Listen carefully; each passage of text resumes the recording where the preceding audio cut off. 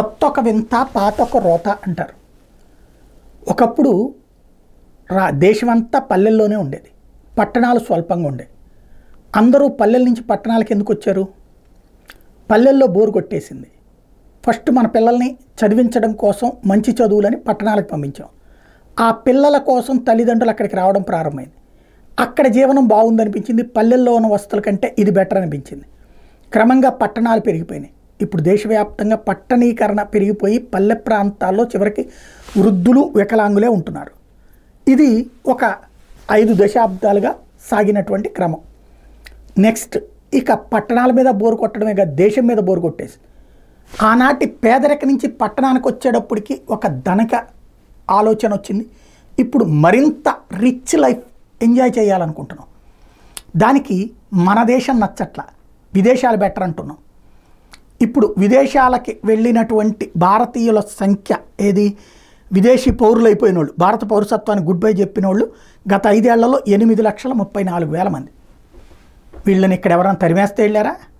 బంగ్లాదేశ్ లాంటి పరిస్థితులు, పాకిస్తాన్ లాంటి పరిస్థితులు, ఆఫ్ఘనిస్తాన్ లాంటి పరిస్థితులు కాదుగా.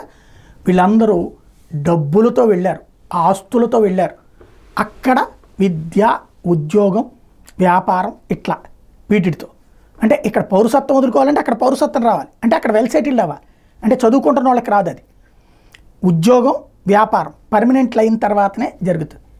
అంటే క్రమంగా మన దేశం పట్ల విరక్తి వస్తుంది. Very good. వెళ్ళాలనుకున్న వాళ్ళు, ఈ దేశం మీద విరక్తి చెందుతున్నటువంటి వాళ్ళు, ధనవంతులైన వర్గం, మీ పిల్లల్ని విదేశాలకు వెళ్ళాలనుకుంటే ఇప్పటి నుండి మీ పిల్లలకి ఇక్కడ మన పల్లెల్లో, ఇక్కడ మన పట్టణాల్లో మన టాయిలెట్ మనం గడుక్కోవడం చిరాకు, మన వంటిలు మనం గడుక్కోవడం తుడుచుకోవడం చిరాకు, మన ఇల్లు మనం ఊడ్చుకోవడం చిరాకు, మన పనులు మనం చేసుకోవడం సాధారణంగా చిరాకు. పని మనుషుల లేకపోతే ఆ కన్సర్న్ మిషన్సా ఇవన్నీ నడుస్తాయి. మన వంట మనకి బోరెక్కేసి స్విగ్గీలు, జొమాటోలకు వెళ్ళాం. విదేశాల్లో అట్లా చేయాలంటే ఇక్కడ మన సంపాదనకి 1000 రెట్లు సంపాదించాల్సి వస్తుంది. కనీసం ఓ డబుల్కి డబుల్ సంపాదిస్తే నార్మల్ బ్రతుకు బ్రతకగలం. అలా కాకుండా అక్కడ మనం బ్రతకాలంటే మన పిల్లలకి ఆడైనా మగైనా వంట నేర్పండి, అలాగే ఇల్లు ఊడవడం నేర్పండి, ఇల్లు తుడుచుకోవడం నేర్పండి, ఆ బయట కడుక్కోవడం నేర్పండి, మొత్తం పనులు మన వాళ్ళకే నేర్పండి.